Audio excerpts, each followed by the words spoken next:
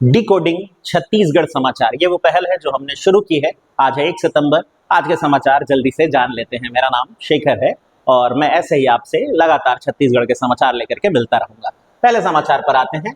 Operation शंखनाद चलाया जा रहा है। यहाँ 2-3 सवाल हैं, उनको जान लेते हैं। पहले, ऑपरेशन शंखनाद आखिर कहाँ चल रहा है? इसका सही जवाब है जशपुर। दूसरा सवाल आपके मन में आएगा, कौन चला रहा है? इसका जवाब है जशपुर पुलिस चला रही है। और तीसरा सबसे अहम सवाल कि आखिर क्यों चलाया जा रहा है, इसका जवाब ये है कि जशपुर जिले में गौ मांस बनाने वाले, बेचने वाले, उनको पकड़ने और गायों की अवैध तस्करी करने वालों पर लगाम कसने के लिए पहल चलाई जा रही है। पर क्यों जरूरी है ये पहल?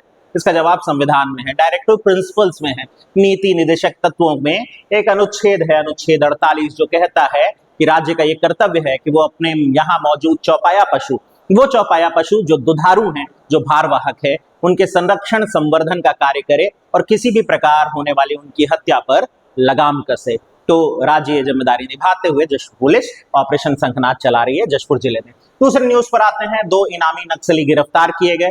कहां हुई है गिरफ्तारी? इसका जवाब है देवभोग। और आप सब जानते हैं देवभोग जो है वो तहसील है गरियाबंद की। देवभोग गरियाबंद में कहां?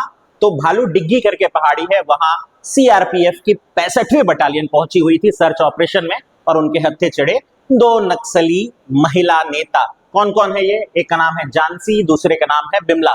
तो जानसी और बिमला में अगर बात करें तो जानसी हार्डकोर नक्सली माने गए, उनके ऊपर 8 लाख रुपए का इनाम था। तो ये एक बड़ी उपलब्धि है छत्तीसगढ़ की। क्यों ये जरूरी माना जा रहा है? क्योंकि मार्च 2026 तक छत्तीसगढ़ नक्सल मुक्त होने के लक्ष्य को लेकर के चल रहा है। अगले न्यूज पर आते हैं। अगला है अटल उत्कृष्ट योजना की शुरुआत।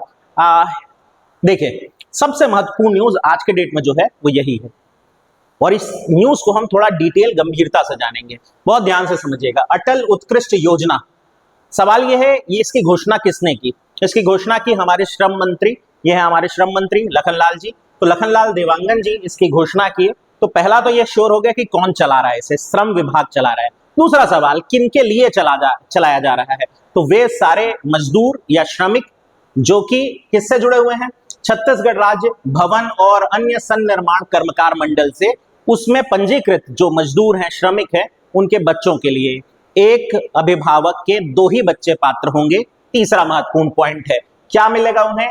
ऐसे बच्चे जो 5वीं की कक्षा अच्छे नंबरों से उत्तीर्ण किए हैं, उनकी 6वीं से 12वीं तक की शिक्षा का पूरा भार वहन करेगा श्रम विभाग। उनको बेहतर प्राइवेट स्कूलों में शिक्षा दिलाई जाएगी। ध्यान रखिए, शिक्षा के अधिकार के तहत ये नहीं होगा, ये श्रम विभाग अलग से अपने तरफ से कर रहा है।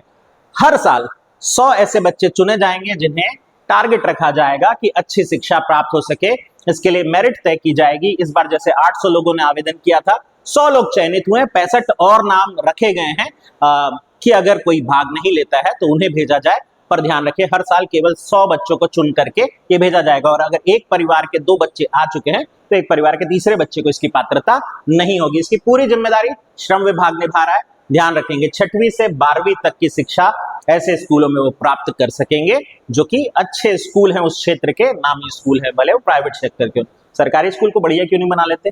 खैर, आगे देखते हैं। जनकवि केदार सिंह परिहार जी का निधन हो गया है। एक दुखद समाचार आया और इस समाचार में हमारे लिए जानने की कुछ बातें हैं, वो जान लेते हैं।